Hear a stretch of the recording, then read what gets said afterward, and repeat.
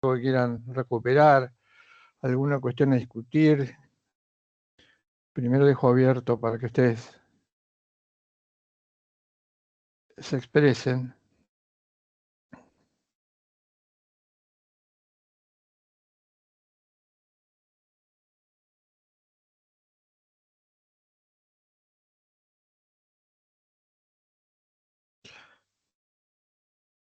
Estábamos viendo el tema de las antropologías, empezando a ver el tema de las antropologías, es decir, un análisis de nosotros mismos, y yo abriría con este interrogante, en principio, ¿quién puede responderlo?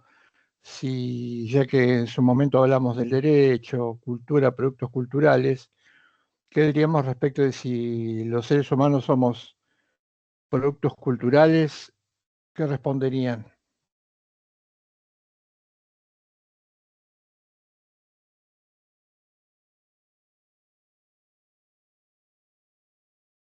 Y además, ¿por qué, no? En su caso, ¿qué responderían, sí o no, y por qué?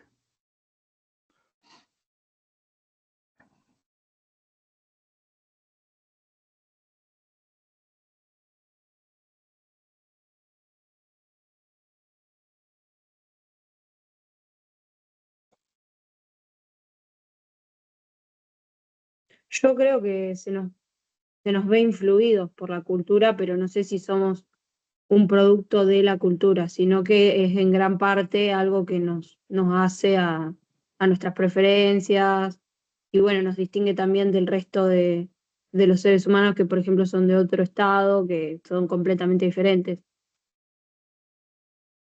Y si fuera así, ¿por qué? ¿Qué sería lo natural?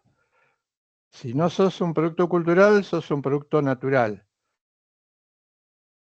Vos me estás diciendo en principio no seríamos totalmente culturales, pero puede influir. Entonces deberíamos ser en parte o tener que estar dotados de cierta naturaleza. ¿Cuál sería entonces lo natural en nosotros? Para completar la respuesta.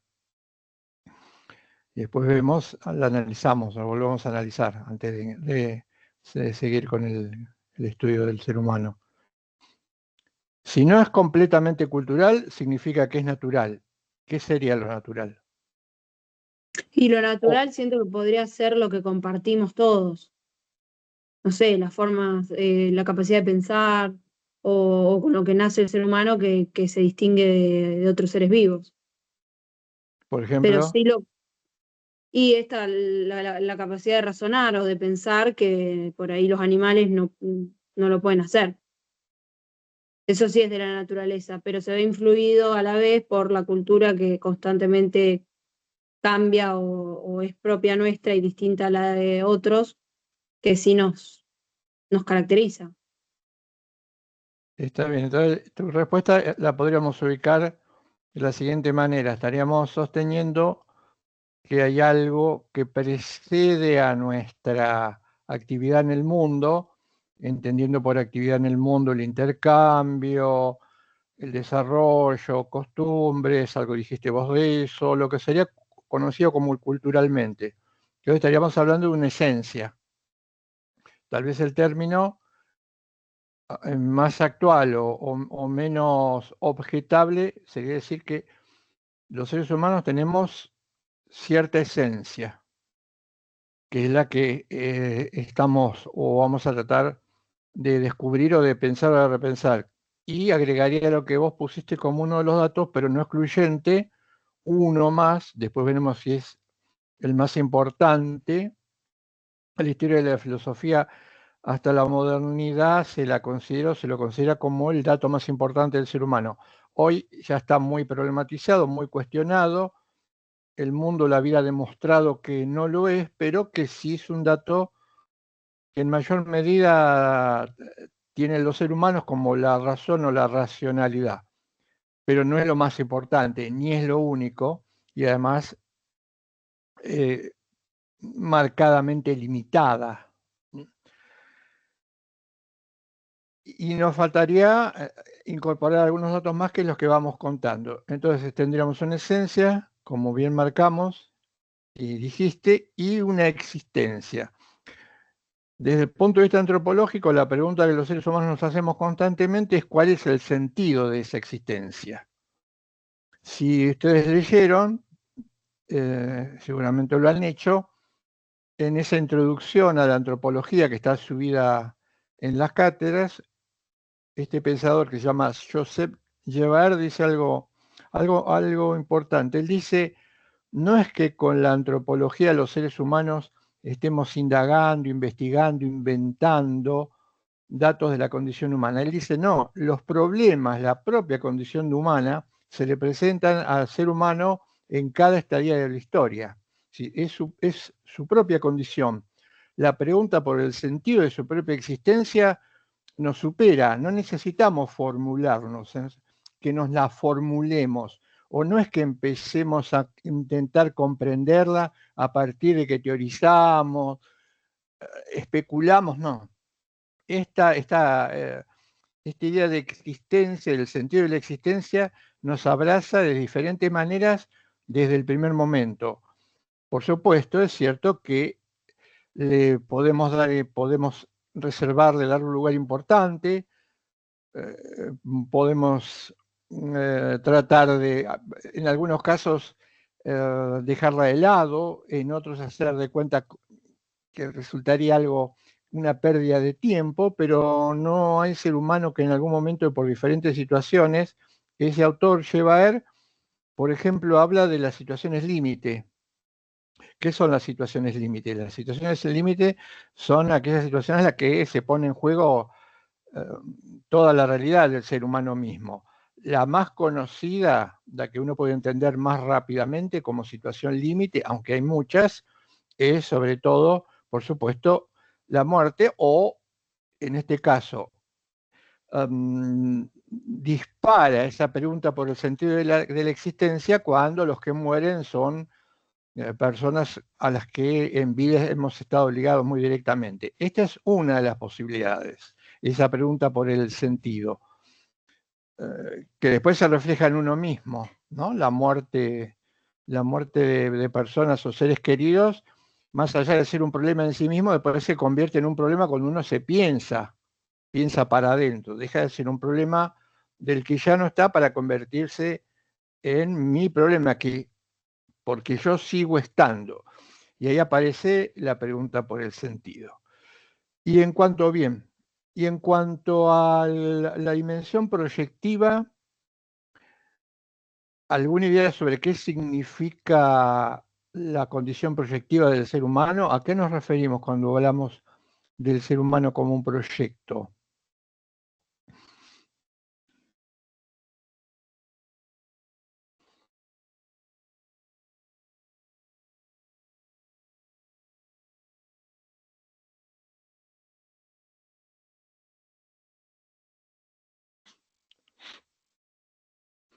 No está muy alejado del término del significado común, habitual de la palabra proyecto. ¿Pero qué queremos decir cuando decimos que el ser humano es un proyecto? O tiene una dimensión proyectiva. Es importante este rasgo porque después va a aparecer en el derecho.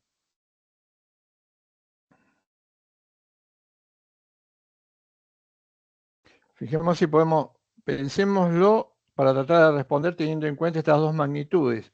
Dijimos que habría, por ahora es potencial, habría una existencia. Esa existencia, si existe o de existir, es o forma parte de la constitución de cualquier ser humano a lo largo de la historia y a lo ancho del planeta. Eso en potencial, sí. Que no está terminado, como que se termina con la realización del producto cultural, el ser humano como producto cultural. Lo entiendo más o menos Terminado, así. Claro, como que el ser humano, cuando se habla de algo proyectivo, es como que no está concluido el ser humano desde lo natural solamente. Se concluiría con algo más. Lo entiendo así yo, ¿eh? veamos entonces, contrastémoslo con los animales. ¿Qué te parece? Los animales son proyectivos, están terminados. No, los animales no son proyectivos, los seres humanos sí. ¿Y por qué no lo son los animales? porque entiendo que no necesitan de una interacción en lo social. ¿Qué sería terminado? Para ver si nos vamos acercando. ¿Qué sería, dar un poquito más de precisión, a que un animal está terminado? Como que no necesita de más, no se requiere más funcionalidades de las que ya tiene el animal en sí mismo, las funciones que cumple. Podríamos decir, bien Laura, podríamos decir entonces que el animal ya es lo que es aún antes de venir o de venir a la vida y no puede dejar de ser lo que es de conformidad a la especie de la que se trate. Ujú. Esto implicaría que ya está terminado, no necesita apropiarse de ningún tipo de elemento exterior para ir configurándose por sí mismo. Podemos dar el ejemplo de un animal como podríamos dar el ejemplo de una planta. Una semilla ya es Claro. lo que va a ser si le echamos agua, si tiene sol y si logramos que no se pudra. Y así repetidamente o indefinidamente si se trata de la misma planta o si se trata de un animal con ciertas características. Claro. Bien, esto indica causa-efecto, pero en la causa ya está contenido lo que va a ser ese animal y no nos va a dar ninguna sorpresa. Por supuesto, lo que sí tenemos de similar es el trayecto de lo que llamaríamos vida biológica. Nacemos, nos desarrollamos, nos reproducimos y morimos, pero más allá de ese dato que con lo que había contado Isabela, fíjense que la dimensión biológica es una dimensión natural. Nosotros somos en parte naturaleza, porque la naturaleza adviene, se desarrolla, se reproduce, se aniquila o desaparece. Acá está en la vida o en la dimensión biológica lo que tenemos de naturaleza y lo que tenemos de proyectado. Pero, como en el caso de la esencia, le agregamos esta posibilidad que, por supuesto, tenemos que meter este otro elemento que analizamos, que es el elemento libertad, lo que rompe esa cadena de causalidad, causa-efecto en lo biológico, en lo natural, es la capacidad que tiene el hombre de desenvolverse, que es la libertad. ¿Mm? Vamos a marcar esto y dejar ahora planteado una duda o pequeño interrogante que veremos si lo podemos resolver, que es el siguiente. ¿Hasta qué punto, si el ser humano es un ser que se hace, ese hacerse también no está de alguna forma condicionado o al estilo de la antropología que habíamos visto en la clase anterior que íbamos a recuperar y vamos a ampliar? Podemos hablar de un ser humano que se hace a sí mismo. Los modernos dicen, en realidad el ser humano no tiene esencia. ¿Por qué? Porque esa esencia tiene que ver con lo que él puede hacer de sí mismo. Y cada ser humano se hace, se construye a sí mismo. Esta es una de las lecturas o los puntos de partida de la lectura moderna.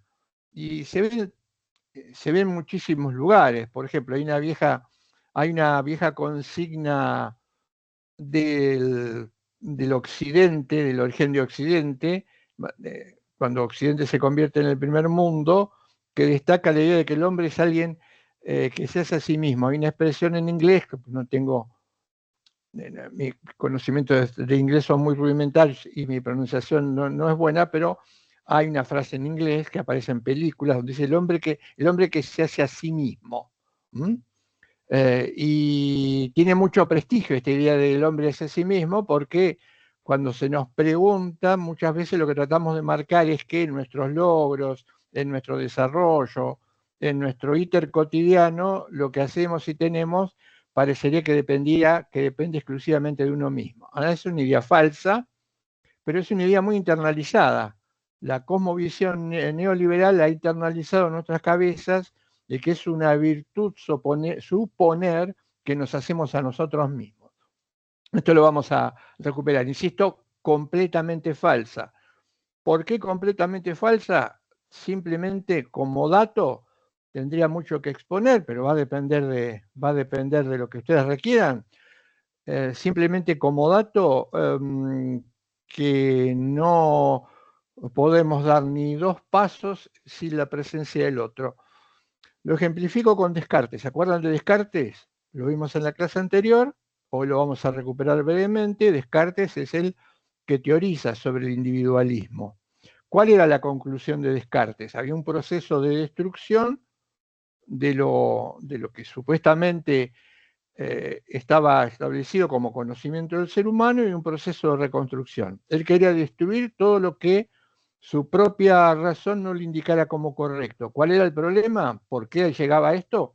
Porque veía que en cada cosa que creía conocer había al menos dos puntos de vista respecto de esa cuestión que no solían coincidir entre sí. Entonces Descartes decía, todo lo que conozco, hay dos puntos de vista, A y B. Entonces, realmente no conozco, porque ¿cómo sé si esos dos puntos de vista o cuál de esos dos puntos de vista es el verdadero o falso?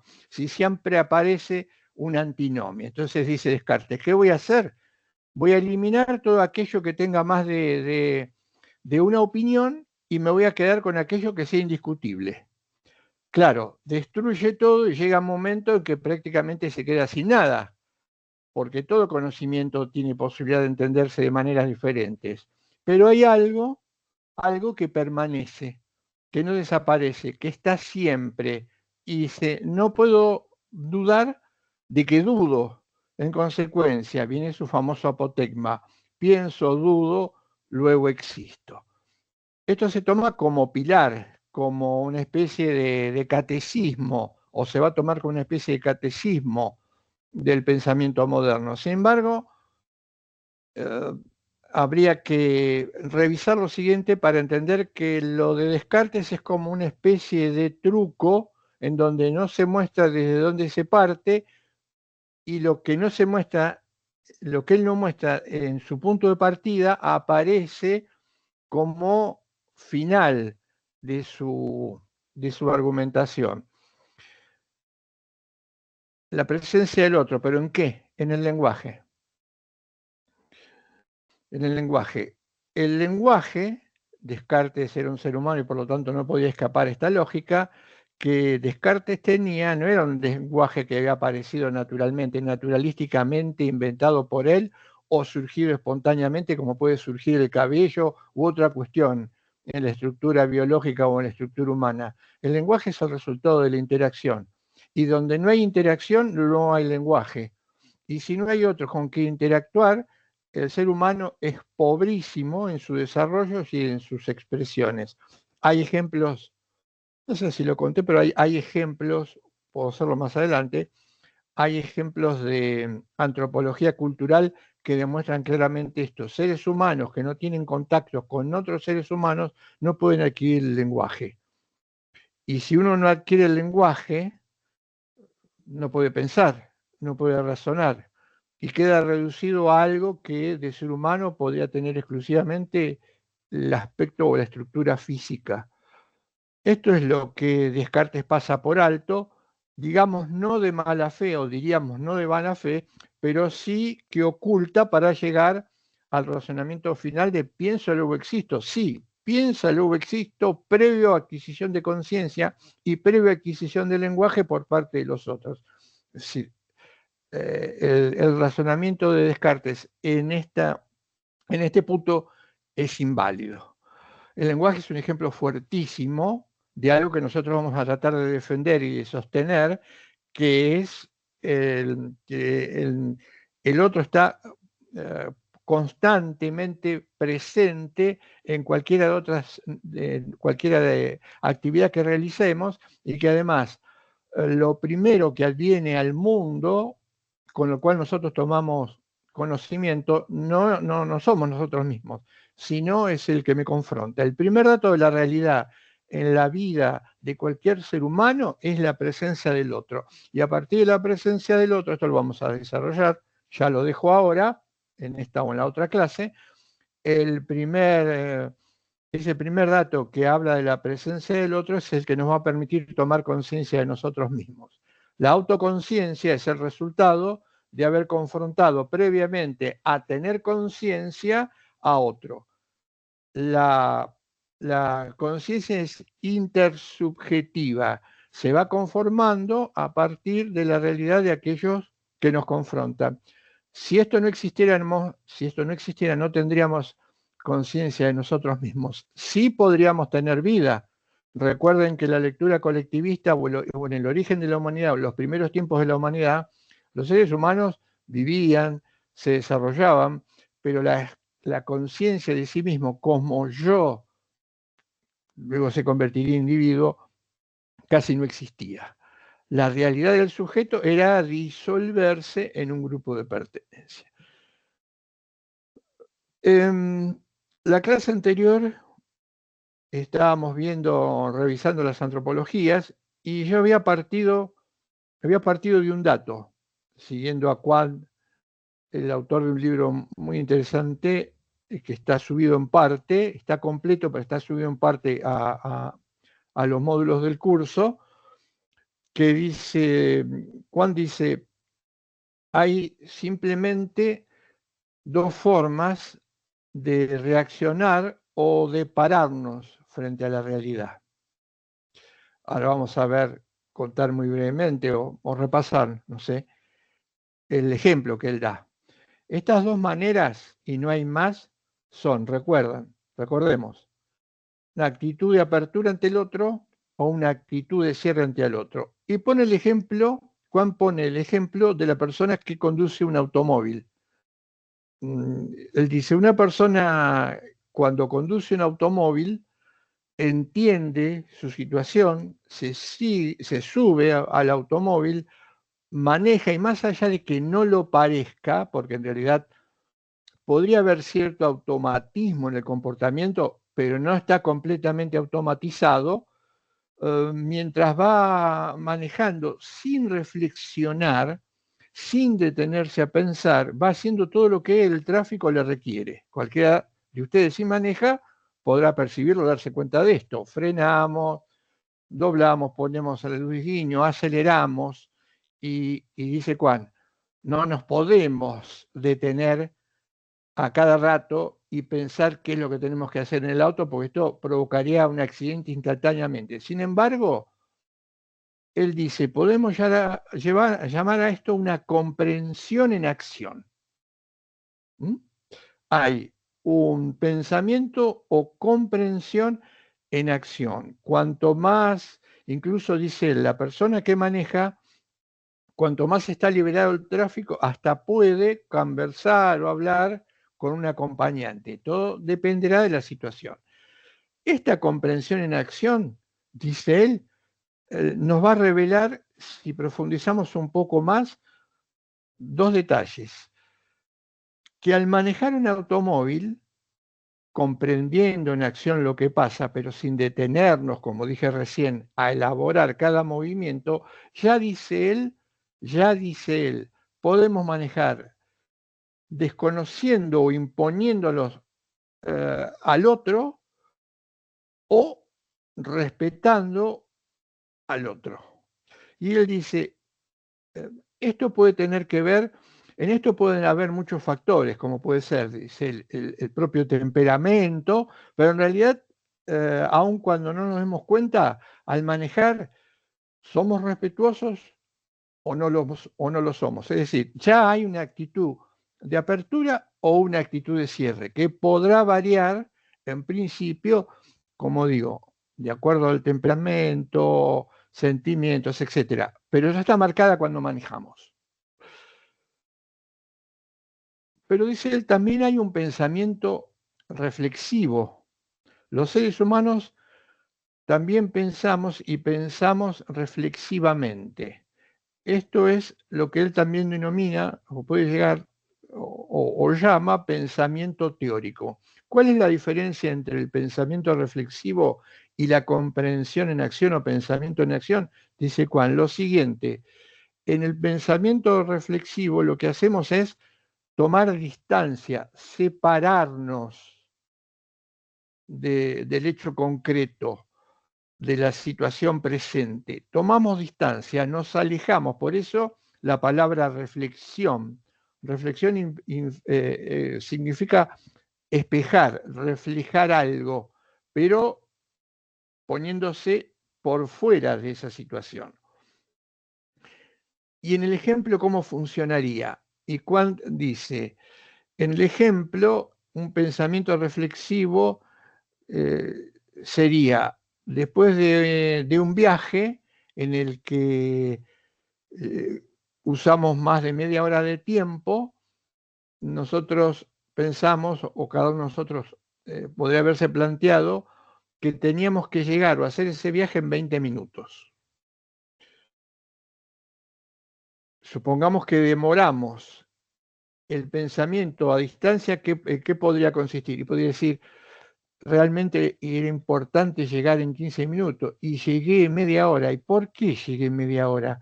Entonces uno piensa, reflexiona, y que había muchos semáforos, y que tuve que detenerme porque había un accidente, y que aminoré la velocidad en varias ocasiones porque había peatones que estaban cruzando.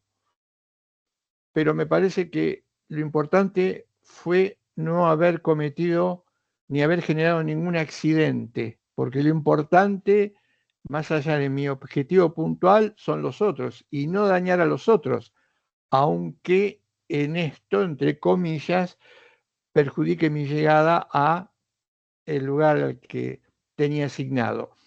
Este es un pensamiento reflexivo que tiene en cuenta al otro, abierto al otro. Diríamos, es un pensamiento reflexivo, un pensamiento social. Pero a la inversa también es posible. A la inversa, el ejemplo se podría plantear de esta manera. Llegué en 15, te necesitaba 15 minutos, llegué en 15 minutos, pero podría haberlo hecho un poco mejor para llegar con 2 o 3 minutos al menos de tiempo para pensar qué es lo que voy a hacer y por qué. Porque me vino bien, en lugares donde pensé que no había riesgo, aceleré y crucé en semáforos rojos. Es cierto, en algún lugar casi atropello a alguien que iba en una bicicleta, encerré a otro conductor, podría haber acelerado más, casi se genera un accidente porque crucé y pasé antes que el otro que tenía un paso en verde, pero no importa, llegué. Lo importante era llegar y llegué, a pesar de todo esto que no ocurrió, que podría haber ocurrido, podría haber ignorado. Tenemos enorme cantidad de ejemplos de personas que atropellan a otros y aceleran. En este caso, ese pensamiento reflexivo podríamos denominarlo sin ningún lugar a dudas pensamiento individualista. Rearmamos lo que estuvimos viendo.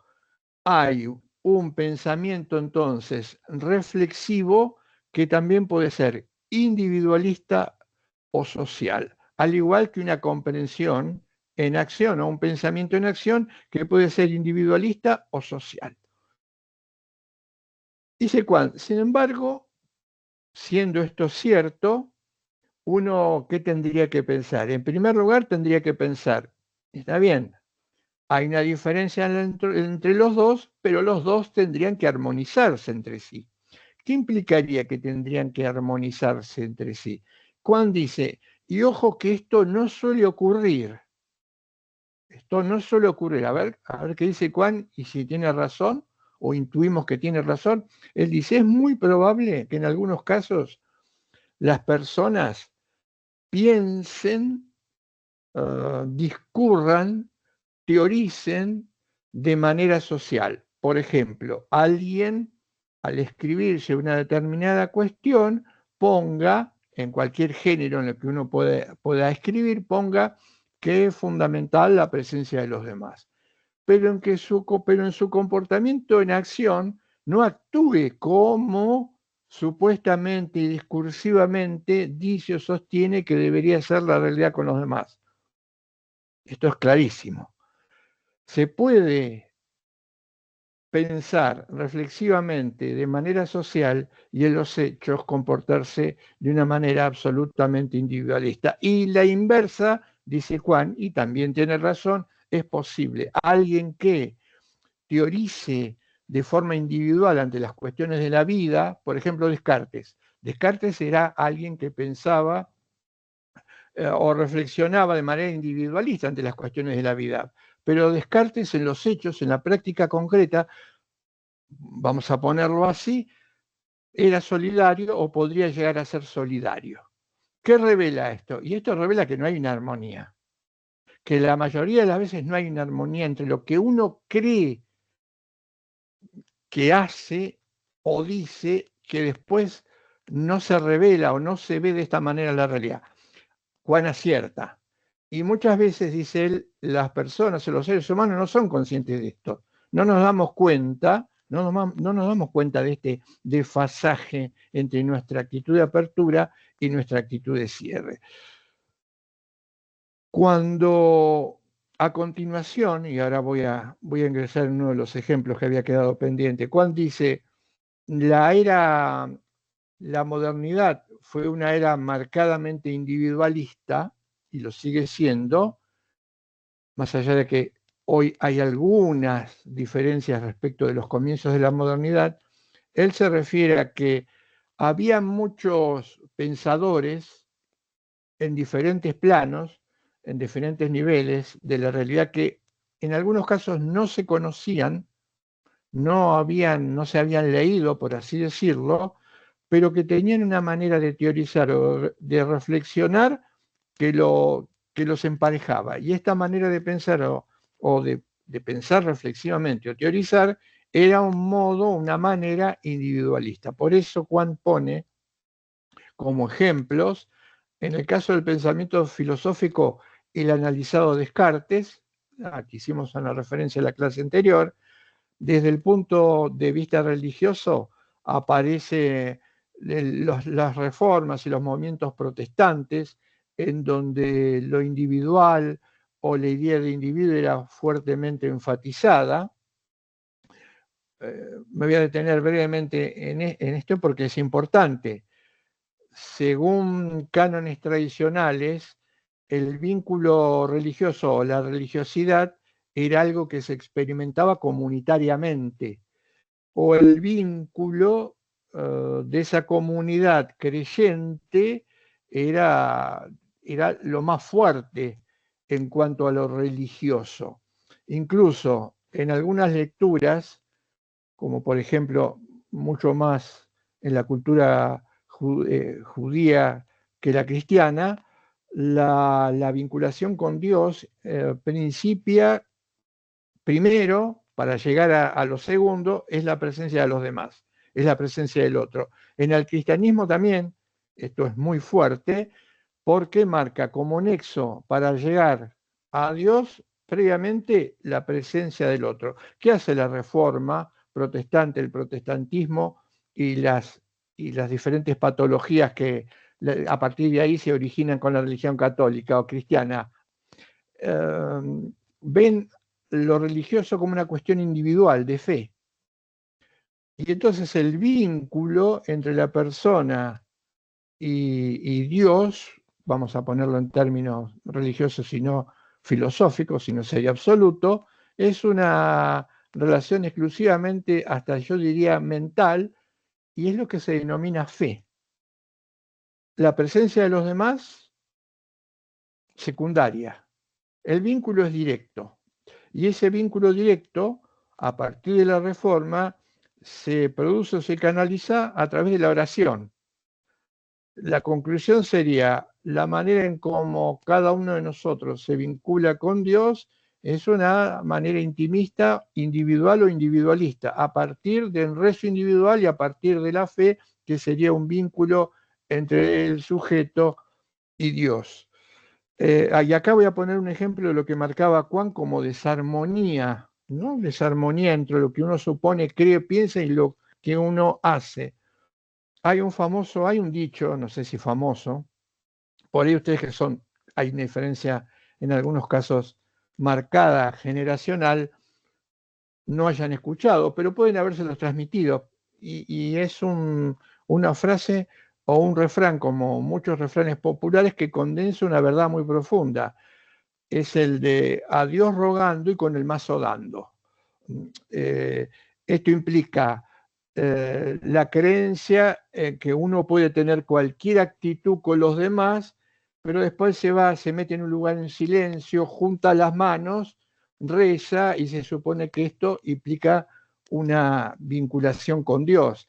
Para poner un ejemplo más cruento, si es que no se entiende, en la época en todas las dictaduras militares, antes de la ejecución, antes de la desaparición o antes de la limpieza, los militares tenían la costumbre, está muy emparentado la estructura y la jerarquía, iglesia y militar, porque ambos son factores de poder, celebraban una misa. Es más, había sacerdotes que le daban la comunión a alguien que había brevemente o antes ordenado que se arrojaran a 50 personas de un avión en movimiento.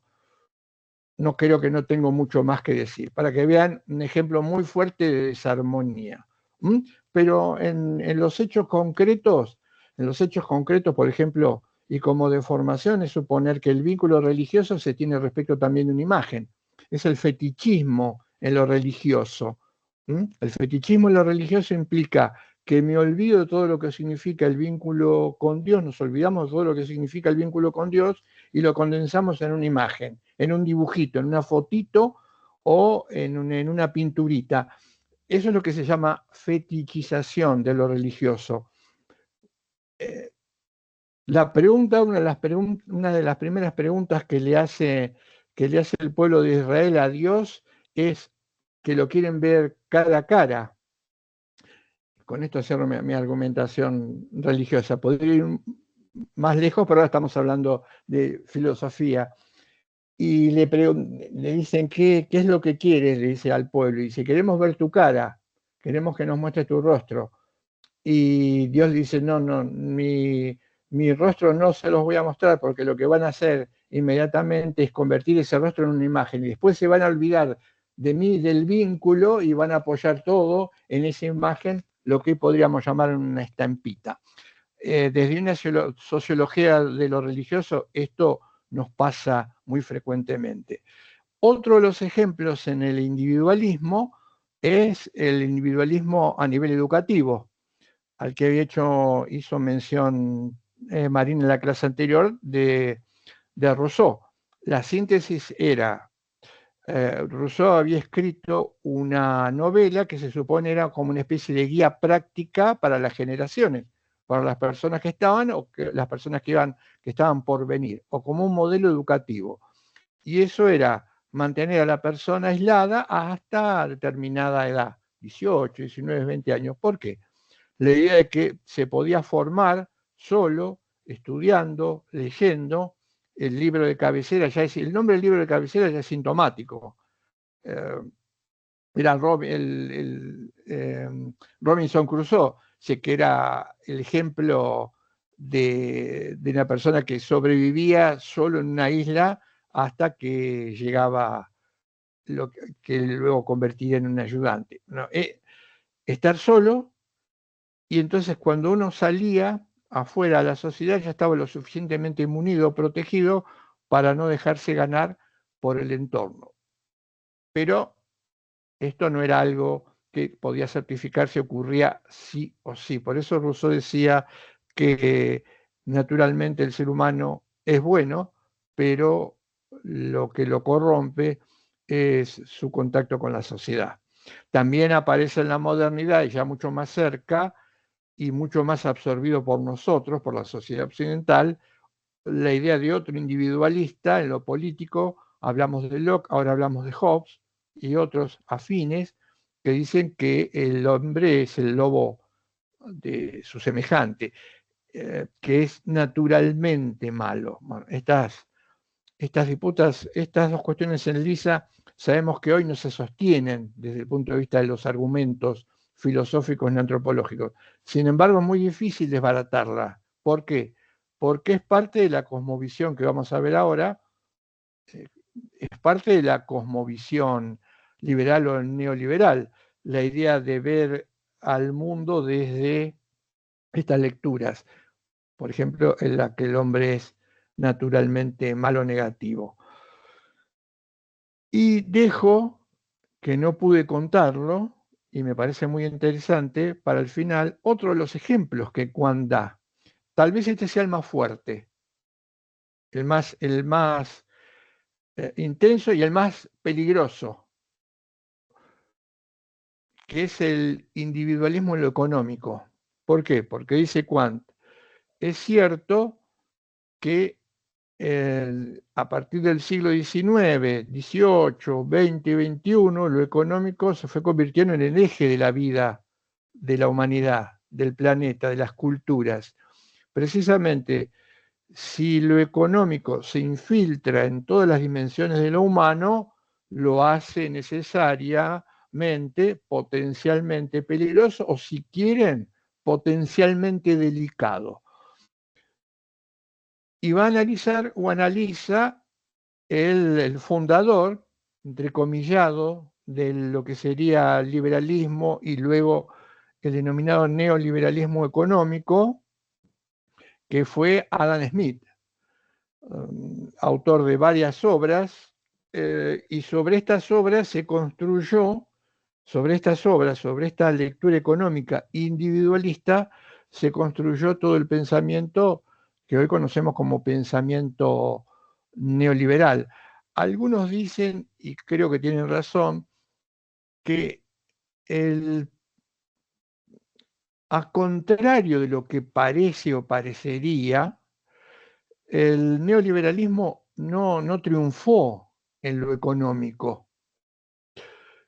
Es cierto, si por triunfo entendemos el logro de aquello que desde tiempos inmemoriales se entendió por economía o punto de partida de la economía, que era la escasez de los bienes necesarios para sostenerse y la manera de lograr que la escasez de los bienes pueda de alguna manera modificarse y no dejar en el hambre absoluto a todo un planeta, diríamos que en este sentido fracasó. Salvo que entendamos que el éxito se corresponde a que el 1,8 o el 1 o el 2,5 de las personas en la humanidad actual viven de manera opulenta. Yo lo dejo planteado nada más.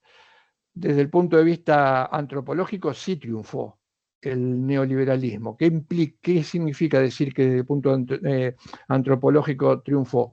Y que tenemos una cosmovisión o visión no generada, no querida y muchas veces sostenida sin darnos cuenta, la más de las veces, que sigue este ideario neoliberal, la lectura individualista. Eso sí, esta manera de ver el mundo sí la tenemos muy internalizada y las respuestas que damos desde allí. Por eso en este ítem sí podríamos decir que el neoliberalismo triunfado. Vamos a Adam Smith.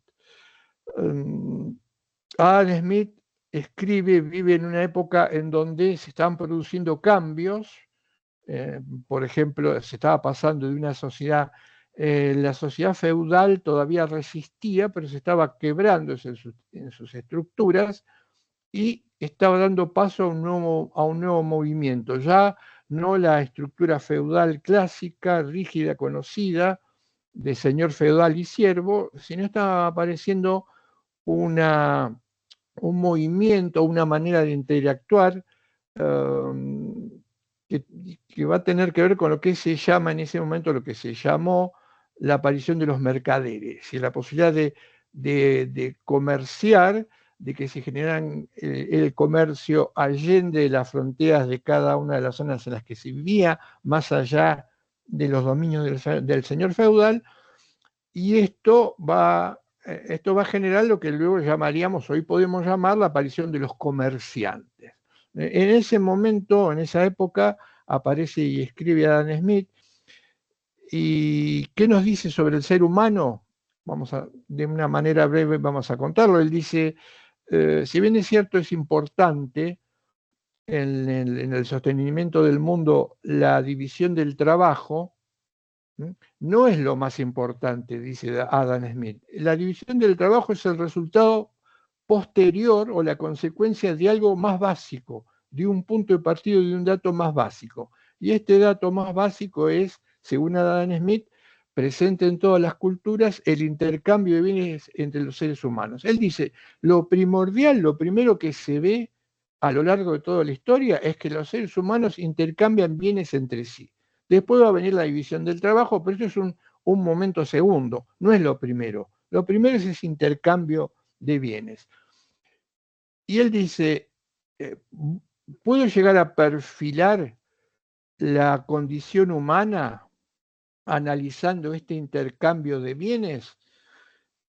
Primero duda, parece que cuenta algo que él considera importante, y después sí va a asumir que lo que él cuenta o explica es inherente a la naturaleza humana. Vamos a ver la explicación que él da. Él dice, lo que hace que necesitemos de los demás, que los demás sean fundamentales, es que podemos intercambiar. ¿Mm? Esto implica que si hay algo que yo no tengo que es esencial y el otro lo tiene, puedo convenir con él en obtenerlo. ¿Por qué? ¿Qué otra manera tendría de obtener aquello que me falta? Por ejemplo, bienes esenciales. Y Adam Smith dice, hay dos maneras, y se fija en el mundo animal, ¿no? Pone a veces el ejemplo del perro, de los perros. Él dice, uno es llamar la atención. Por ejemplo, ¿cómo llama la atención un perro de su dueño si tiene hambre? Bueno, gira alrededor de él, ladra, mueve la cola, grita, como una especie de juego que hace para que el dueño le preste atención y le dé algo. Dice, pero a Adam Smith parece que no le gusta mucho esto. Dice, la misericordia, desde el punto de vista de los seres humanos, de la confrontación entre seres humanos, esto sería la misericordia. Pedir misericordia del otro para que el otro, si quiere, me dé algo si yo no tengo nada. Pero esto no es lo mejor. Esto no hace a la virtud cívica de una sociedad. Es más, él parece rechazarlo como modo, como comportamiento, porque si además no va a poder obtener todo lo que quiere de los demás, porque si los demás no quieren darle nada, va a estar condenado a sufrir. Y entonces, dice él, apelar a su propia condición. ¿Y qué quiere decir esto? Apelar al amor propio. Pero ¿cómo se entiende la idea de amor propio? Y Adam Smith dice, amor propio implica que todos los seres humanos tienen un objetivo a alcanzar. Y ese objetivo tiene que ver con sus propios intereses, por lo cual hacen todo lo que hacen en la búsqueda incesante de lograr aquello que consideran beneficioso para sí mismos. Y esto se ve o se tiene que ver en el intercambio. Porque además, dice él, aun cuando alguien tenga muy poco o no tenga nada, apelando a su amor propio y al del otro, podrá lograr algo en ese intercambio. ¿Cómo sería esto? Y si yo tengo muy poco y el otro tiene mucho, pero es probable que el otro teniendo mucho no tenga lo que yo tengo. Y yo tenga algo que a él le sirve, pero nada de lo que el otro tiene en abundancia. Entonces, dice Adam Smith, la receta es sencilla, apelar al amor propio del otro y hacerle ver al otro que en ese intercambio gana, para yo poder obtener al menos algo de lo que no tengo nada. Le hago ver al otro que lo que le falta yo lo tengo, aunque sea poco, y es importante. Espoleo su amor propio y ahí se produce ese intercambio. Y esto, que era una simple descripción que en algún momento Adam Smith plantea como un dato de la realidad, después se convierte en el elemento que él considera esencial a la condición humana. Él va a defender esta idea, es esencial a la condición humana, es parte constitutiva de la naturaleza humana a apelar a ese amor propio, con todo lo que luego puede desencadenar esta cuestión. Es más, dice, rechazando completamente la misericordia rebaja la condición humana. ¿Mm? Y le sumo otro dato, dice, ¿cómo florece una sociedad, una comunidad? si tiene o se compone de estas personas, ¿cómo puede florecer? Y dice Adam Smith, la única manera que una comunidad pueda florecer, teniendo en cuenta este dato de la condición humana, es que los sujetos pueden intercambiar libremente, sin ningún tipo de atadura, sin ningún tipo de regla, y hasta donde ellos lo decidan. ¿Por qué? Porque ligado al amor propio, en ese intercambio aparece otro dato también fundamental de la condición humana, que es el acopio. La mejora de la propia condición implica acaparar, implica sumar. En terminología que después se va a hacer moderna y cotidiana, capitalizar. Aparece la idea de capital. La clave para un ser humano es sumar. Tengo 1, busco 2. Tengo 5, sumo esos 5, esos 2. Voy capitalizando. Todo el objetivo en el intercambio es hacerme de capital. Por eso, una de las virtudes, dice Adam Smith, de una sociedad es esa búsqueda, ese ahorro, que dice él es un dato, una condición natural. ¿No hay ningún peligro en esto? Se pregunta Adam Smith. ¿Una sociedad podrá ir increyendo hasta el infinito si cada uno actúa de esta manera frente a sus semejantes y se dedica exclusivamente a capitalizar lo que en algún momento tiene y después acrecienta? Él dice, habría un peligro. ¿Cuál? Desde el punto de vista de los sujetos, que los sujetos despilfarren. Dice, esto no pasa muy frecuentemente, dice Adam Smith, pero puede ocurrir. ¿Y cuál sería el motivo, la causa por el cual un sujeto podría despilfarrar aquello que ha convertido en un leitmotiv de su vida, que es acumular bienes y capital y la búsqueda de placer, dice Adam Smith?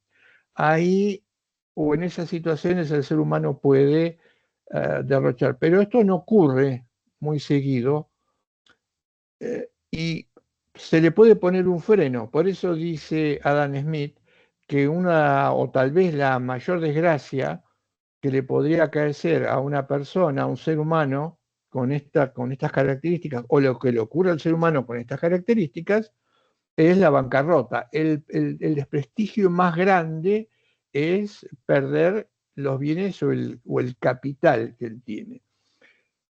¿Y habría algún otro riesgo o con esto ya podríamos generar una sociedad fructífera? No, dice, hay otro, o tal vez el problema más importante. La comunidad tiene que institucionalmente girar alrededor de una estructura que la va a contener. Y esa estructura que la va a contener en territorio, población, es lo que él llama, lo que se llama Estado. Y aquí es donde dice él va a aparecer el principal peligro. ¿Por qué? Dice Adam Smith. Porque el Estado gasta, despilfarra todo aquello que los sujetos intentan acumular. Y ese gasto del despilfarro, por ejemplo, se va en el pago de funcionarios, en el pago para el sostenimiento de la seguridad. Si podemos admitir esto a regañadientes, dice, hasta ahí podríamos llegar, pero después el Estado no tendría que cubrir ninguna otra área más de la vida de esa sociedad, porque, dice él, en todo lo que haga, en todo lo que gaste o en todo lo que intente, fracasa. Entonces, un Estado que podríamos denominar minimalista, ultra minimalista, para permitir el beneficio y el desarrollo de aquellos que forman parte del mismo. Pero agrega algo más interesante, entre comillas, ¿no? Interesante como parte del credo neoliberal. El neoliberalismo es, como dice un autor austríaco, Frank Inkelammer, de alguna otra manera, otra religión.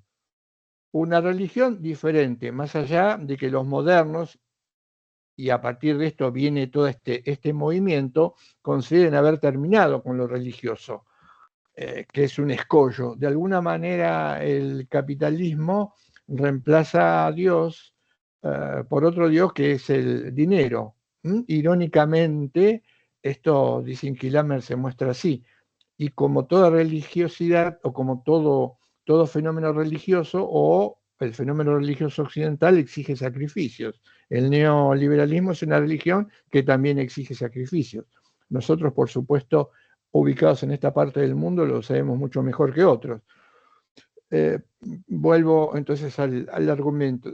Alguien podría pensar, pero en esta búsqueda de bienes, en una sociedad que crece, que puede florecer en base a estos criterios, ¿no habría algún conflicto? ¿No habría conflictos? ¿No habría problemas? ¿Qué pasaría? ¿Qué pasaría si en ese intercambio hay algunos que tienen mucho para ofrecer y otros que tienen muy poco? Uno pensaría, no puede funcionar esto muy bien. Y acá aparece otra de las claves a partir de Adam Smith de este discurso. Y él dice, no va a haber problemas, no se preocupen, porque en ese intercambio todos los desarreglos, las diferencias, los desajustes, a medida que las personas interactúen, se van a ir acomodando solos, se van a ir resolviendo solos.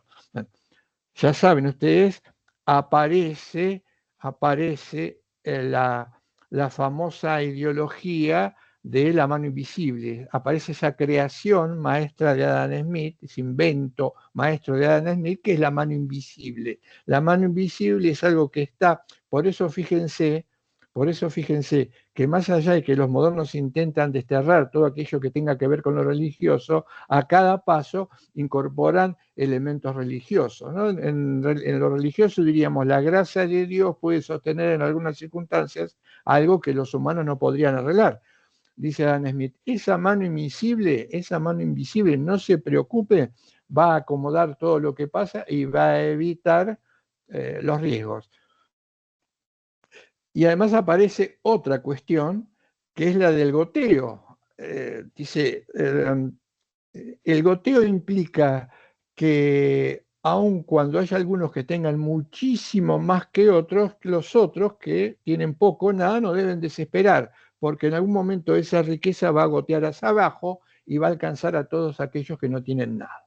Bueno, esta ideologización terrible, esta mano invisible del mercado,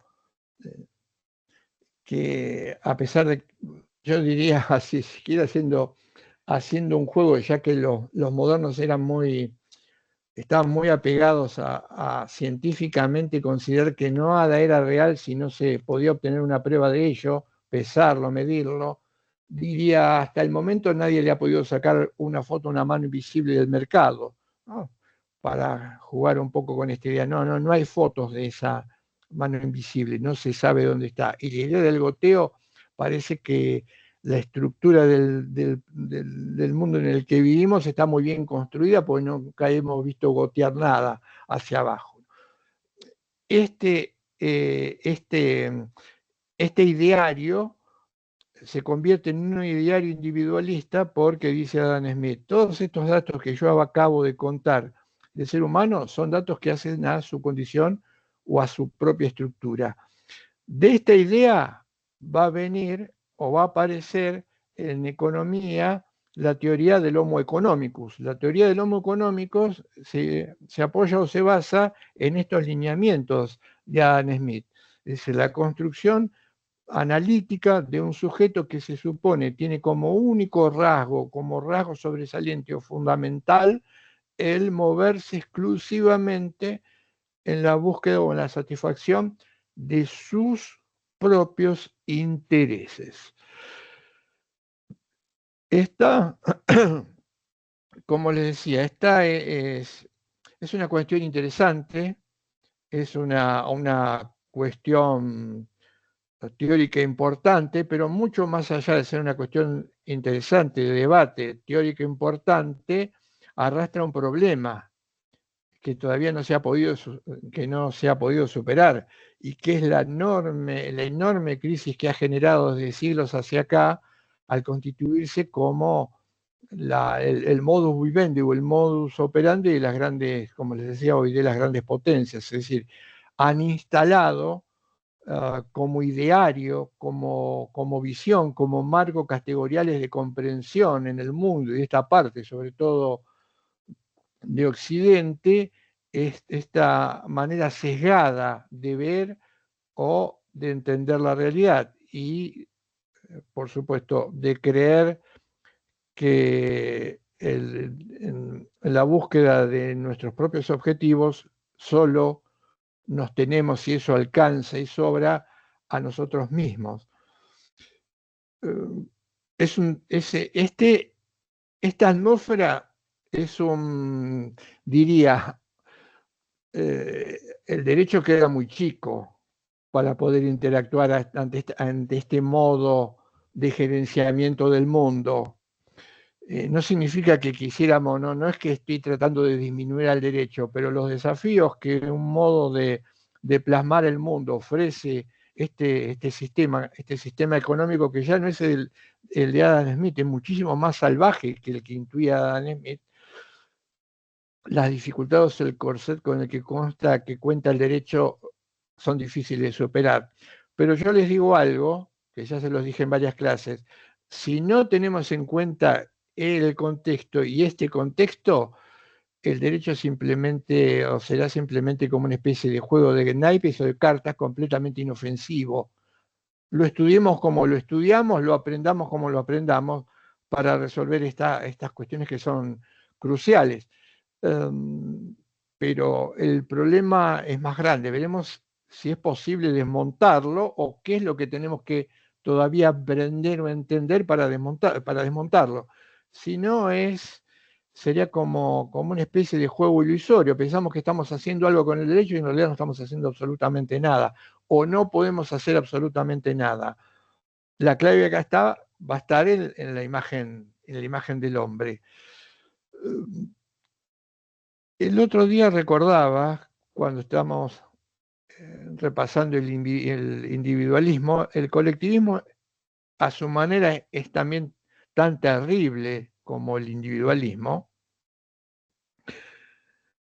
Decía que tenían algo de verdad, algo de cierto, y no sé si me expresé bien, pero intento hacerlo de otra manera. Lo que les queremos marcar es que tanto la actitud de cierre individualismo, egoísmo, llamémosla como la querramos llamar, como la actitud de apertura, empatía, solidaridad, encuentro, llamémosla como la querramos llamar, son parte de nuestra condición humana, ineludible de nuestra estructura humana.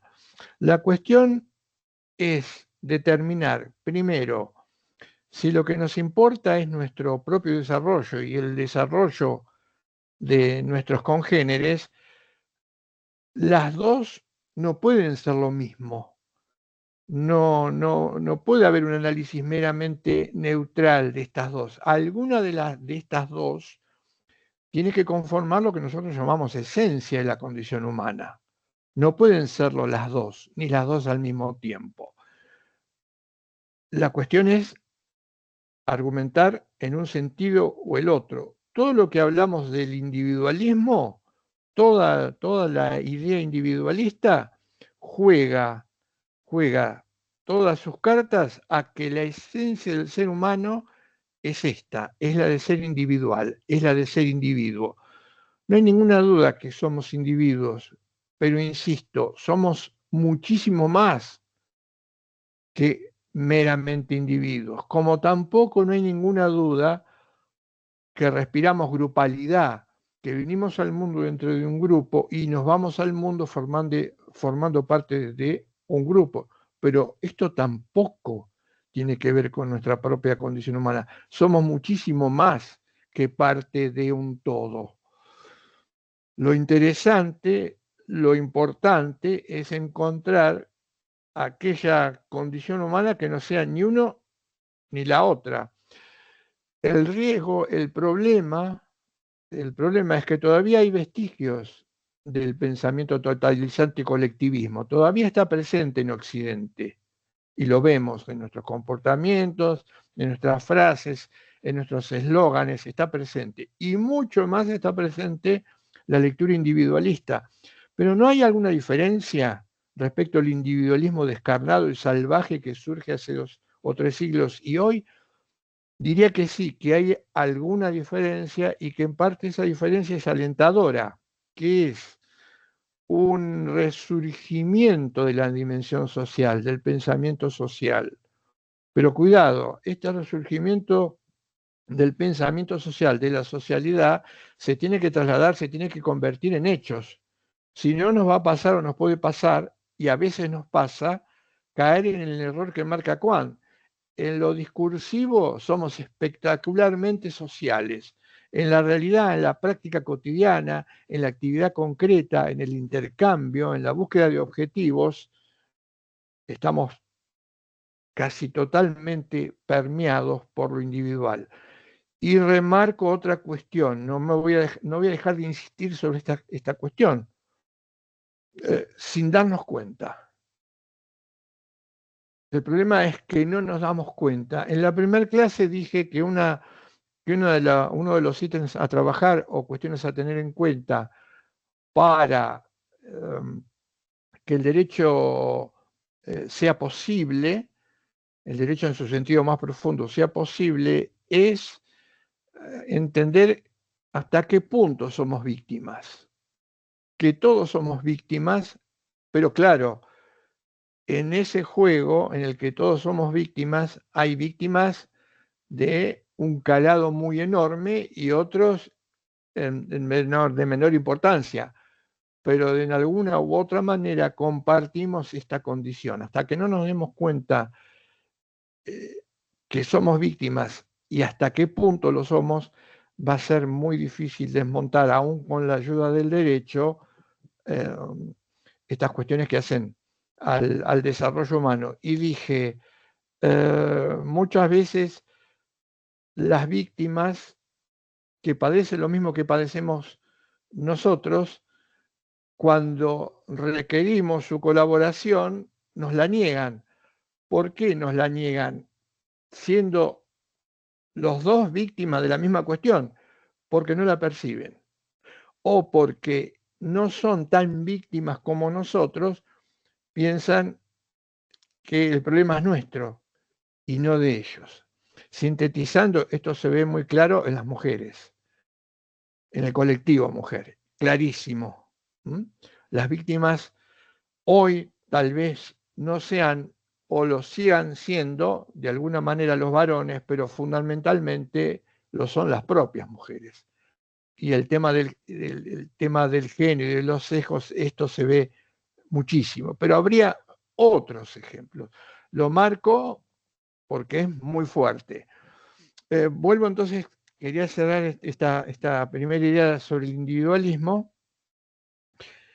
y decía, recordaba que los griegos, un escritor italiano, Máximo Cassiari, que fue un pensador italiano que en la práctica fue intendente de una comuna en Italia que tiene algunas obras importantes. Leo una vez un fragmento de él y me llama mucho la atención, y él dice, está hablando sobre la civilización, sobre cómo corregir los problemas de la convivencia, las problemáticas de la convivencia, y él dice, en la antigua Grecia, dice Cassiari, en la antigua Grecia, que rebosaba de vida comunitaria, rebosaba de participación, de debate en la calle, donde se ponía mucho en juego la protección de lo público, donde se discutía todo porque tenía que ver con la polis, había algunas personas que se alejaban de ese grupo. Y recuerdo que él dice, los griegos a esas personas las llamaban idiotes. De ahí va a venir el término idiota o idiota, pero dice él, cuidado, que la connotación griega y clásica no tenía nada que ver con lo que luego aparece como término ofensivo. ¿Y quiénes eran los idiotes o idiotas, dice Casari, el Máximo Casari, la antigua Grecia, aquellos que consideraban que lo público no tenía ninguna relevancia en sus propias vidas, que dedicarse a lo público era perder el tiempo, que lo que tenían que hacer era aislarse. En este aislamiento se veían como virtuosos y cada uno de ellos bregar de manera independiente por sus propios intereses. Dice Cassiari, a esos los griegos los llamaban idiotes, aquellos que consideraban que los temas de la polis no eran temas que tenían que afectarlo. Hoy diríamos que los idiotes, y los hay, la filosofía neoliberal es una filosofía de idiotes, de aquellos que consideran lo público como algo completamente aleatorio, que la polis y lo que hoy llamaríamos política no tiene ningún sentido, es más, que hay que alejarse de la política y que en última instancia ese aislamiento, esa soledad que es parte de la consigna del movimiento individualista en Occidente, es lo que tiene que primar o lo que tiene que convertirse en eje de una comunidad. Fíjense, casi 20 siglos, un poco menos, pero las cuestiones siguen siendo las mismas. Y un dato más, dice Cassiari, los idiotas que consideran que la vida implica aislarse completamente de los demás, de lo público, no hacer y no hacer política, terminan siendo deglutidos por la propia realidad. Nadie puede sostenerse, ni nadie se sostiene, ni se ha sostenido de manera individual en la propia existencia. Sin embargo, no han desaparecido, pero también son alcanzados por esta propia idea.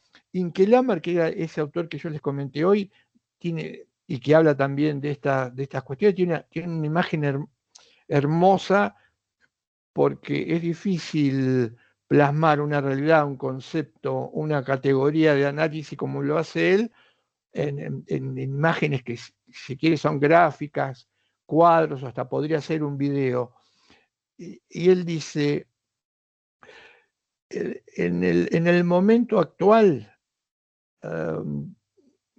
esta idea o esta imagen que gobierna el mundo, lo que trata de hacer es darle un matiz de racionalidad a todo lo que ellos hacen, que es irracional. Dicen que Lamer, la racionalización de lo irracional. ¿Y por qué? ¿Por qué? Vamos a tratar de ponerlo en términos muy sencillos. Porque hoy prima la ley de utilidad. Dicen que Lambert, hoy en todos los ámbitos de la vida, de la existencia de los seres humanos, está presente, prima, o es muy difícil de desarmar lo que él llama la ley de utilidad. ¿Y qué es la ley de utilidad? La ley de utilidad es una categoría económica, político-económica, dicen que Lambert, es la que se rige por el costo-beneficio. Costo-beneficio. Los seres humanos tenemos que hacer todo aquello que signifique una ganancia o un beneficio para nosotros, pero con el menor costo. Y aparece, dicen que Lamer, algo que nos domina hoy por hoy, insisto, hoy por hoy, en cualquier parte del mundo, dicen que Lamer la tasa de ganancia. Esta irracionalidad de la tasa de ganancia hace que lo que importe sea el beneficio y al menor costo. ¿Y esto cómo se ve? Y esto implica que lo que se le hace con las herramientas que los seres humanos tenemos, es aumentar mi tasa de ganancia.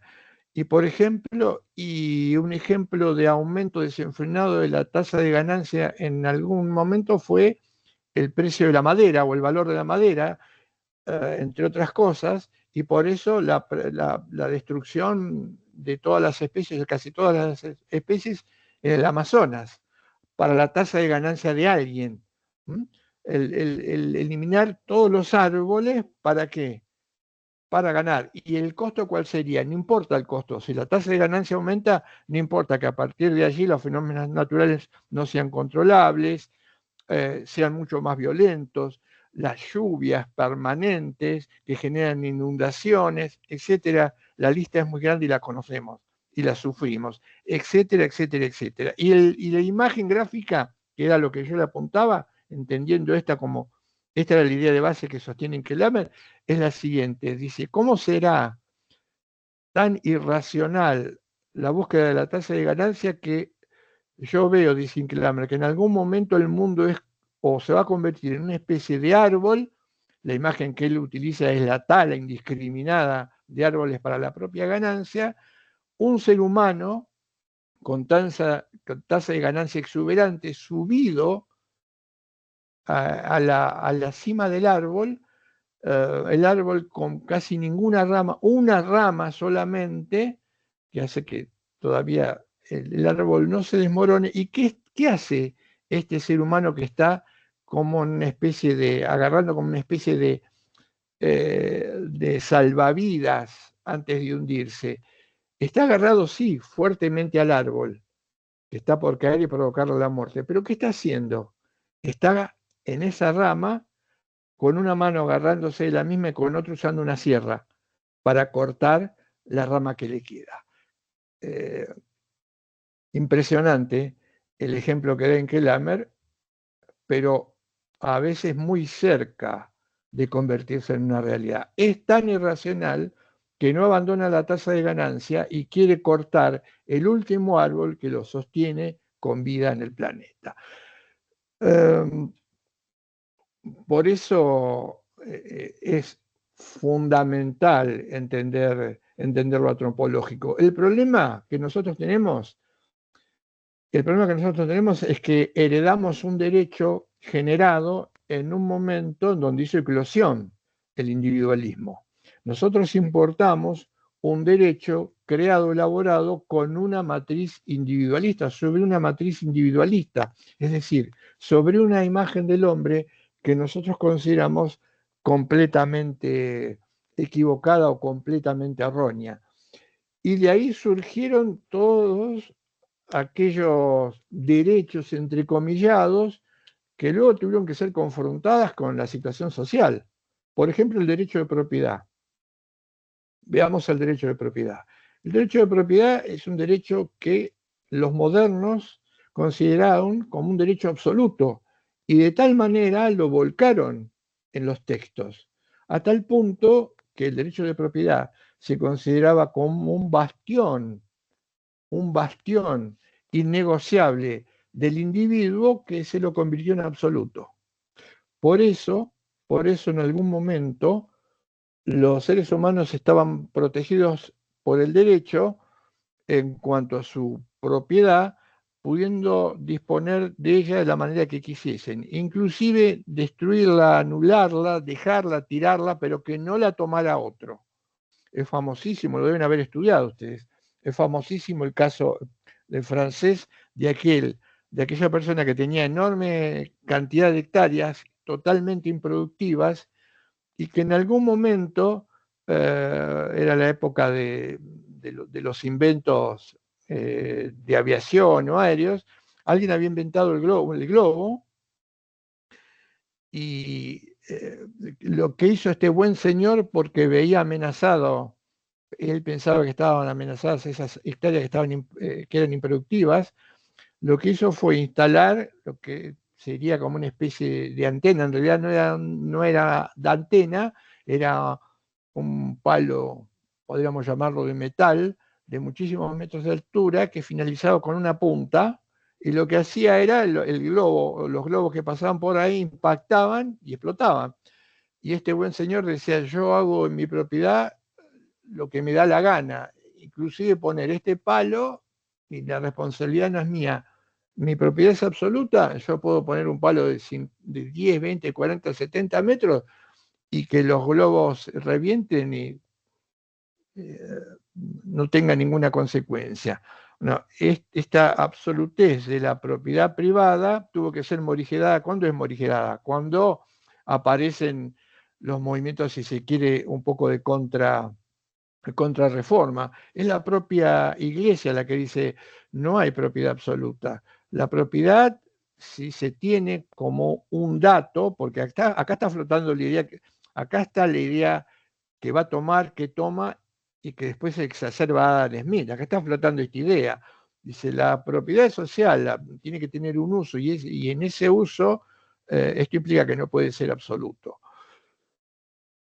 Adelantos, avances respecto de esto, y pienso muchas veces en esa cantidad enorme de terrenos que es desaprovechado, que es desaprovechable, esa cantidad enorme de terrenos que podían dar riqueza en nuestro país, no me voy lejos ni en la historia, ni no hay que ir muy lejos.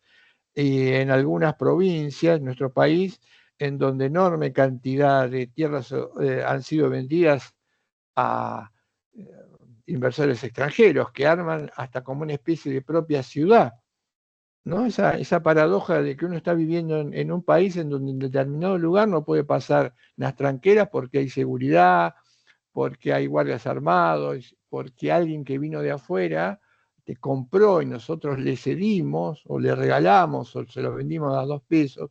No, en esto somos líderes y este buen señor es dueño de media ciudad de Río Negro. Una cosa inconcebible. ¿Hay constitución? Sí, hay constitución. ¿Hay derecho? Sí, hay derecho. ¿Hay reglas? Sí, alguno diría, ¿hay derecho penal? Sí, hay derecho penal. Y entonces,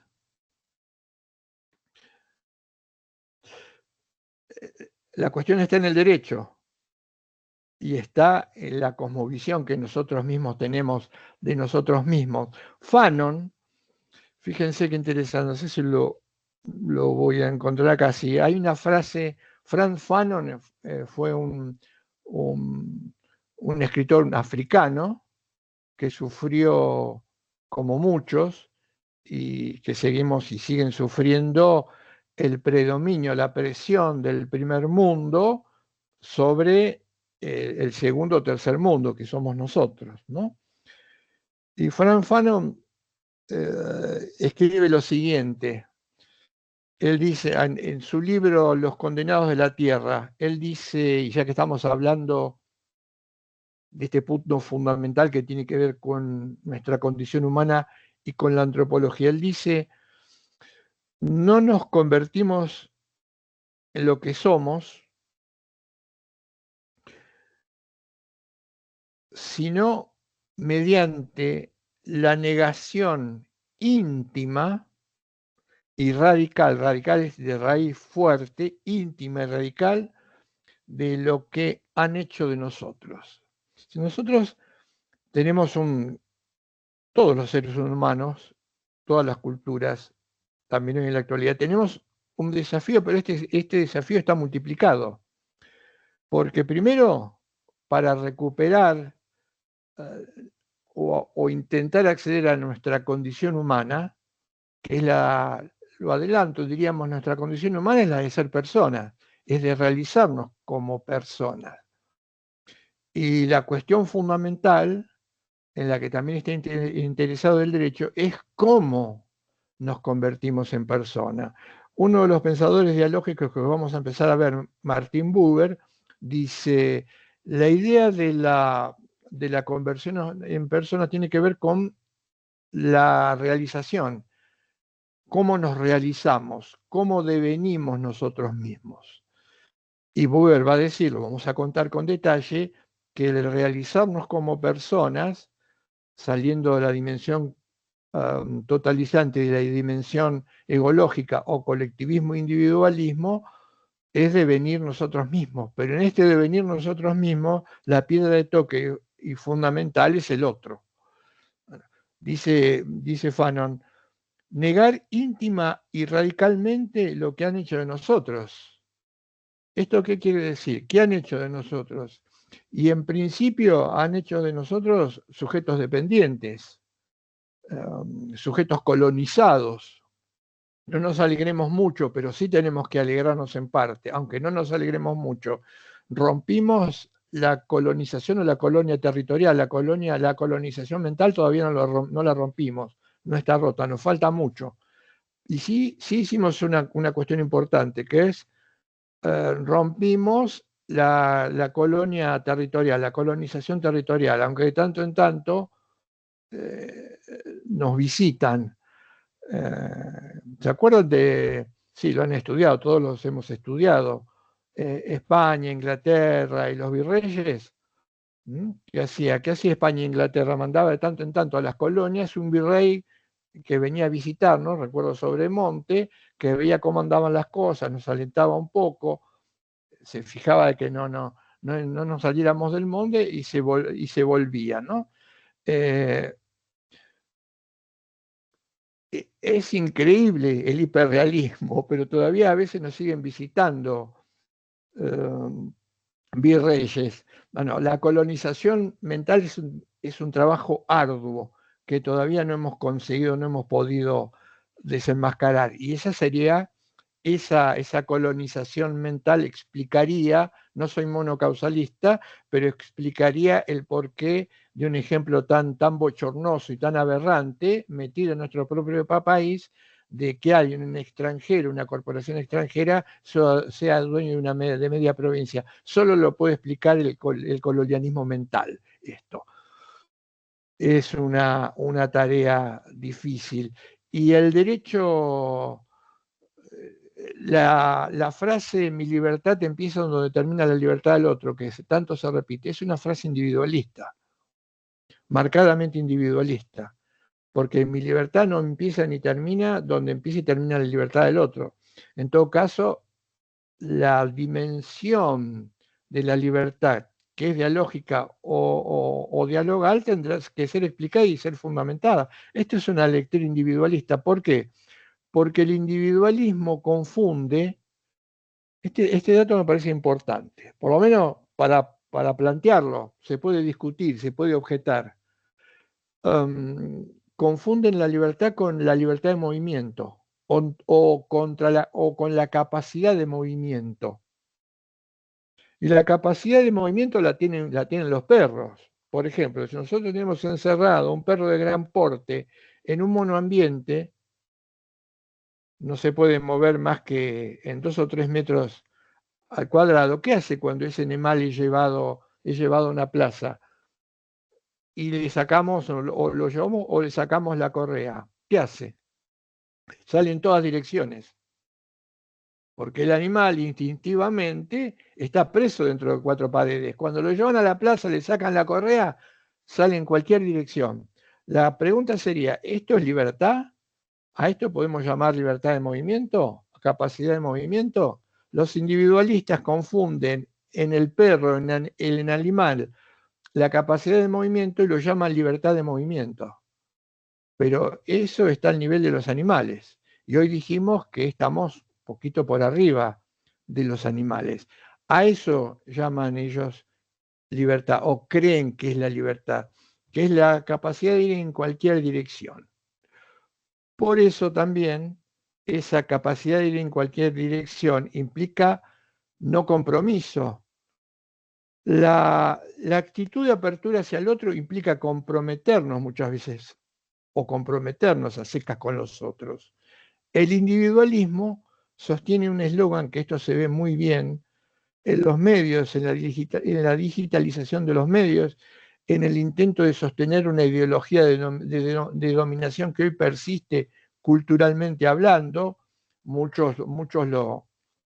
lo rebajan un poco, pero se puede aceptar que es lo que denominan conflicto, guerra cultural o batalla cultural. Habría alguna terminología más precisa que usar en este sentido, pero no importa, alcanza para ver el problema, no para resolverlo, en esta idea de que no hay que comprometerse con el otro. El individualismo implica, si el otro no es necesario, si el otro puede estar y podría no estar, yo pierdo mi capacidad de movimiento, mi libertad, dirían ellos, si me religo o me comprometo con otros. Por eso la falta, por eso culturalmente la falta de compromiso a veces es bien vista o es exigida, o es una línea que se baja culturalmente, porque si yo me ato, me ligo, me comprometo con otros, estoy perdiendo gran parte de mi propia realidad o manera de ser o mi libertad. El compromiso es negativo para el sujeto. Soledad y poder son dos rasgos sobre los que se basa o se asienta el individualismo. Dice Buber, la lectura individualista es una lectura, si se quiere, imaginaria, mientras que la lectura colectivista, que también todavía está latente y frecuente, a veces sin darnos cuenta combinamos argumentos individualistas y colectivistas en nuestro quehacer cotidiano. Por ejemplo, si hoy siglo XXI, y pasa, si hoy siglo XXI hay personas que para dar respuesta a diferentes problemáticas se apoyan o hablan en algunos casos de la muerte, de pena de muerte y en otros casos de penas que son parecidos o similares a la muerte, que no tienen la muerte, están utilizando argumentos de carácter colectivista o totalizante, probablemente, seguramente, sin ser conscientes de ello. Pero por eso es que estas ideologías, vamos a ver en la clase que viene por qué las llamamos ideología, también es un término muy desprestigiado, le metemos cualquier cosa y después termina no diciendo nada, como el término libertad, justicia, etcétera, etcétera. Tenemos que ser conscientes con esto. No vaya a ser que estemos repitiendo expresiones o en un sentido que no dicen nada, porque le metimos tantos criterios a ese concepto que entonces dice cualquier cosa. Si dice cualquier cosa puede decir todo o puede decir nada.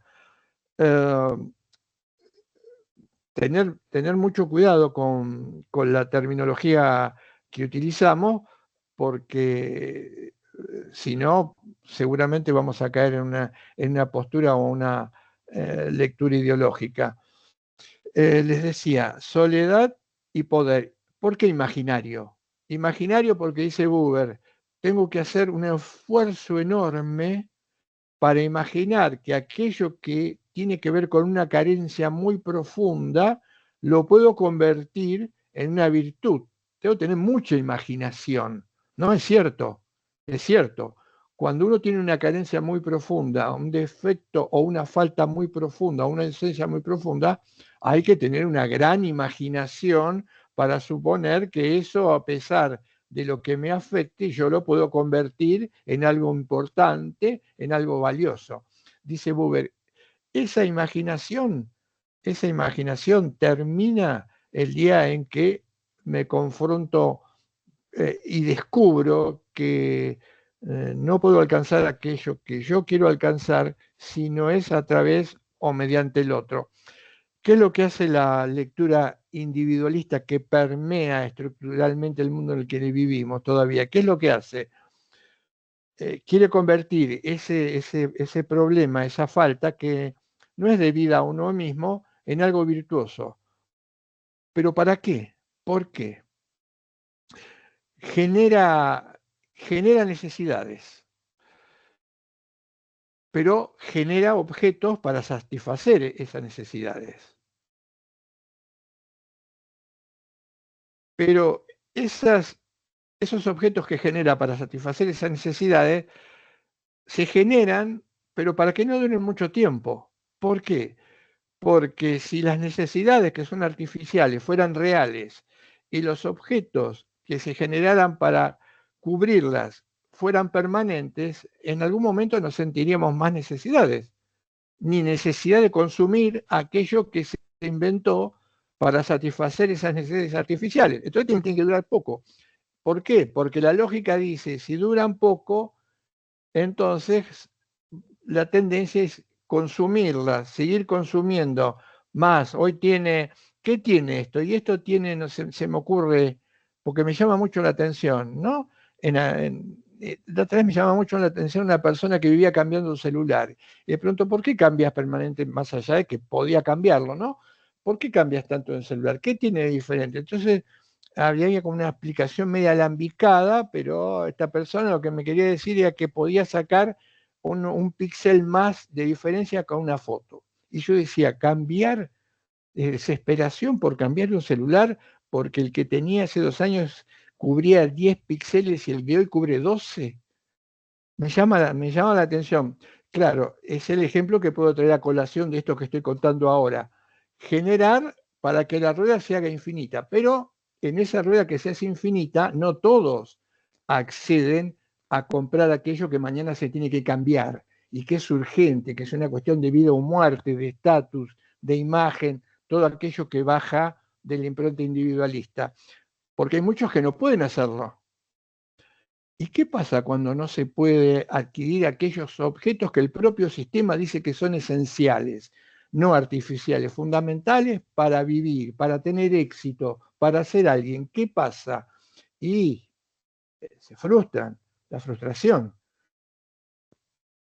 ¿Y qué se abriría en un sujeto, en una comunidad que se frustra porque no puede tener aquello que sabe que tendría que tener más allá de lo artificial, pero que otros o en otros lados tienen hasta el hartazgo? Y una comunidad, un sujeto empieza a cuestionarse, ¿por qué nosotros no? ¿Por qué nosotros no? Claro, una comunidad, una sociedad que se cuestiona y que empieza a buscar el origen de por qué yo no tengo nada y el otro tiene mucho, va a descubrir tarde o temprano que el otro tiene mucho porque tiene aquello que a mí me falta y que él me quitó previamente. Y esto empieza a convertir, podría convertirse en un problema. Entonces hay que bajar más línea individualista. ¿De qué manera voy a bajar más línea individualista? Y el discurso es el siguiente, se lo escucha permanentemente hoy, es el siguiente. ¿Qué te dijeron? ¿Qué te dice la sociedad? ¿Qué te dice el mundo? Que vos tenés que emprender solo contra viento y marea para alcanzar tus objetivos. Solo, mirándote en tu ombligo, solo, aislado, en la búsqueda de tus intereses personales. Y entonces, en la medida en que lo hagas, lo vas a conseguir. Si no lo conseguís, el responsable vas a ser exclusivamente vos. Te dicen, baja esa línea. ¿Por qué? Porque no querés, porque no sabés, porque no sos vivo, porque no querés trabajar, porque no querés emprender. El responsable de que no tengas nada o como comunidad no tengan nada es de ustedes. Ustedes son los que no quieren. La cuestión acá es que esto tiene ciertos niveles de tolerancia, pero hay algunos momentos en que estos niveles de tolerancia empiezan a romperse. Pero alguien, una sociedad, una comunidad al que se le metió en la cabeza esta idea, ¿qué hace? Y sería como una especie de boxeador ciego, ¿no? ¿Qué hace un boxeador ciego arriba de un ring? O un boxeador al que se le pone una venda en los ojos arriba de un ring. ¿Qué se supone que puede hacer? Y se supone que va a empezar a tirar trompadas, pero que no le va a pegar ninguna al adversario. ¿Por qué no le va a pegar ninguna trompada al adversario? En el ejemplo, el boxeador que tiene una venda en los ojos, porque no lo ve, porque no sabe dónde está. Y la única respuesta que tiene es tirar trompadas al aire. ¿Y qué hace una comunidad o los sujetos de carne y hueso real en la práctica hoy que empiezan a percibir que hay algo que no está bien, pero no saben dónde está el problema? Y empiezan a tirarle piñas. ¿Pero a quién le tiran piñas? Y le tiran piñas a los que tienen a su alrededor. Lo que genera ninguna respuesta, ninguna solución, sino conflicto. Y este conflicto se agudiza. Pero en esa agudización de ese conflicto, en esa conflictividad que se da porque empezamos a pegarle, a tirarle golpes a quien no tiene responsabilidad, y a la inversa también, que es nuestro vecino, nuestro semejante, el que vive a 15 kilómetros, el que vive en otro lugar, el que transita por la calle, oculta algo que está ideología de denominación individualista ha disimulado muy bien, que es creer que la responsabilidad la tenemos nosotros. Y descubrimos, o no descubrimos, y deberíamos descubrir, que el enemigo está en otro lado, pero precisamente no lo vemos. Por eso tanto peso y tanto hincapié en hacernos creer que cada uno de nosotros de manera aislada, en soledad, y digo de manera, y me quedan unos minutos, cuento esto para que se entienda bien, digo de manera aislada o en soledad, y alguno me podría decir, alguna vez alguien me dijo, pero nosotros vivimos en sociedad, tenemos mucha gente alrededor, sí, sumar, como dice Buber, sumar individuos y ponerlo uno al lado del otro no implica ser sociales, implica mucharse. Uno puede estar, y de hecho, al lado de 50 personas y no tener ninguna comunicación con esas 50 personas. En una masa, ¿cuál es el contacto, el vínculo que se genera más allá del fervor que puede generar saltar o tocarse en una masa durante 20 minutos? Fuera de eso, ¿hay algún vínculo? ¿Queda algún vínculo? ¿Se ven los vínculos? No quedó nada. Por eso una escritora norteamericana hablaba de la Karen Horner, una novela, un libro de investigación sociológica muy interesante que ella llamaba, el título lo dice todo, ella llamaba la muchedumbre solitaria. Tenemos muchos, nos rodean muchos, pero el vínculo, la solidaridad, el encuentro, el diálogo, la comunicación no existen. Somos muchos individuos puestos uno al lado del otro. Esto también hay que tenerlo en cuenta.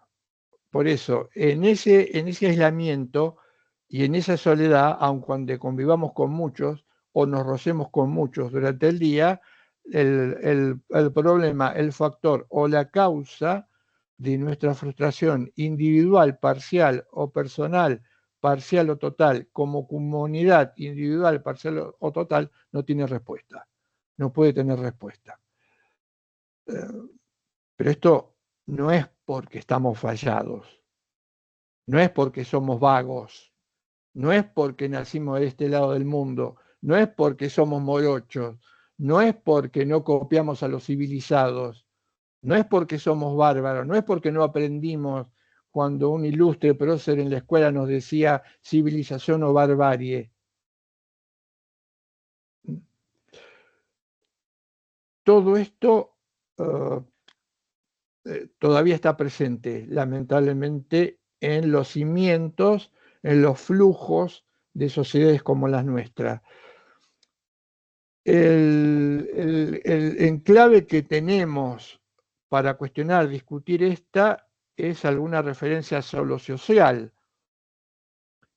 Pero, como decía hoy, el problema de que lo social no se convierta simplemente en algo meramente discursivo. Un dato, ustedes que han estudiado o están estudiando derecho, un dato, ¿nunca les llamó la atención? ¿Nunca les llamó la atención que aquellos derechos que tienen que ver con lo comunitario, con las necesidades de base, con la comunidad, lo que se suele llamar derechos sociales, tuvieran tan poca posibilidad de realización en la práctica? ¿Nunca les llamó la atención? ¿No les llama la atención eso? Y que a veces en la Constitución se podría decir, hay muchísimos derechos sociales. ¿No les llama la atención la poca posibilidad que en la práctica tenemos de poner esos derechos en ganancia, de que sean protegidos a partir de la legislación y mucho más que sean protegidos por los jueces y que no parezcan que son como una especie de, como el preámbulo? Cuando en la época positivista se hablaba del preámbulo, se decía que el preámbulo era como una expresión de idea. Es como un delirio, el delirito que tuvo el constituyente, le dejamos poner algo muy lindo, expresión de deseo. La Constitución es otra cosa. Llama la atención. ¿Mm? ¿Qué es lo que uno puede reclamar y hasta cierta medida? Y por ahí tiene todo el menú hasta cierta medida. Los derechos que se consideran se denominan derechos individuales. Y todos los demás derechos, un dato más. La Constitución, una de las primeras o la primera Constitución, hablaba, y digo, no es porque haya pasado y ya no esté más, no es porque el problema se haya resuelto. Hoy todavía está y de alguna manera sofisticada. Pero a mí me llamaba la atención y no me daba cuenta, cuando estudiaba la Constitución, me hacían estudiar la Constitución, la categoría de ciudadano. Y yo después, en algún momento, ayudado por otras lecturas, dije, ¿cómo puede ser que el ciudadano en la Constitución esté tan sesgado? Porque el ciudadano del que habla nuestra Constitución es una persona que es propietaria, que es varón, que es sexualmente ortodoxo. La Constitución considera un ciudadano a alguien que tiene todas estas características y aún de alguna manera, con algunos cambios, cuidado, todavía está presente. Hay un problema.